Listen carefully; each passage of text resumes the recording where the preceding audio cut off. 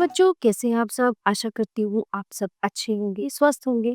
स्वागत है आपका इस कक्षा में। आइए आज हम पढ़ते हैं हिंदी का पाठ 3 सब्र का फल।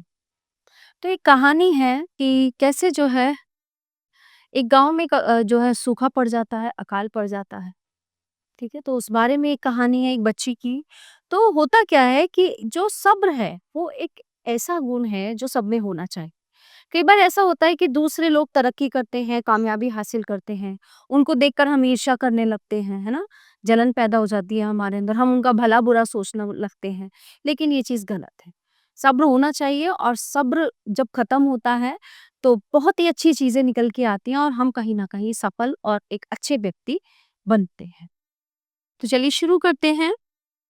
सब्र या संतोष व्यक्ति में पाया जाने वाला ऐसा गुण है जिससे उसे सच्चा सुख, चैन और शांति मिलती है।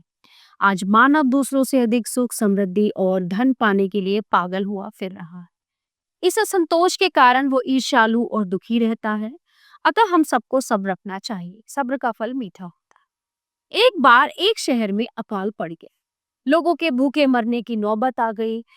तब शहर के एक धनी नेक दिल व्यापारी ने लोगों की मदद करने की ठानी।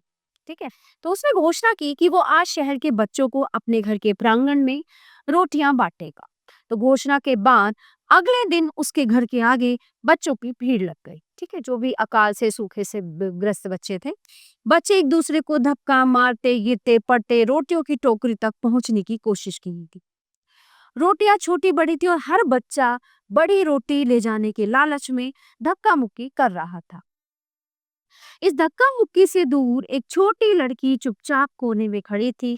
जब सभी बच्चों को रोटियां मिल गईं, तो वह अंत में आगे बढ़ी। तब तक टोकरी में एक छोटी सी रोटी ही बची थी। बच्ची ने प्रसन्न होकर उस रोटी को लिया और घर लौट गई। अगले दिन फिर रोटियां बंटने लगी। आज भी पिछले दिन की तरह ही धक्का मुक्की चल रही थी। आज भी वो लड़की एक कोने में खड़ी रही। उसे अंत में सबसे छोटी रोटी मिली।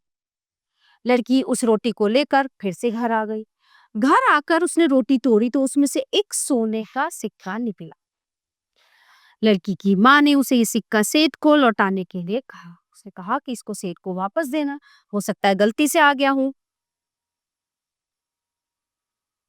लड़की जब सोने का सिक्का लौटाने पहुंची तो सेठ बोला, बेटी, मैंने जानबूझकर सबसे छोटी रोटी में ये सिक्का डाल दिया था। मैं सबसे ज्यादा सब्र करने वाले बच्चे को इनाम देना चाहता था, इसलिए इस सिक्के को तुम अपने पास ही रखो। सेठ की बात सुनकर लड़की बोली, सेठ जी, मेरे सब्र का पुरस्कार यही था कि मुझे दूसरों की तरह धक्के नहीं खाने पड़े। मेरे लिए यही पुरस्कार बहुत है। सिक्का लेकर मैं लोभी हो सकती हूँ और छोटी रोटी पाने के लिए मैं भी धक्का मुक्की करने पर आ सकती, इसलिए ये सिक्का आप ही रखें। लड़की की बातों से सेठ इतना प्रभावित हुआ कि उसने उसको अपनी धर्मपुत्री बना ली। तो देखा सब्र का फल, है ना? तो जितना हम सब्र से शांति से काम लेंगे उतना ही हमारे साथ अच्छा होता है। तो प्यारे बच्चों, ये पाठ यहीं पे समाप्त होता है। आशा करती हूँ आपको अच्छे से समझ आया होगा। मिलते हैं अगली कक्षा में। धन्यवाद।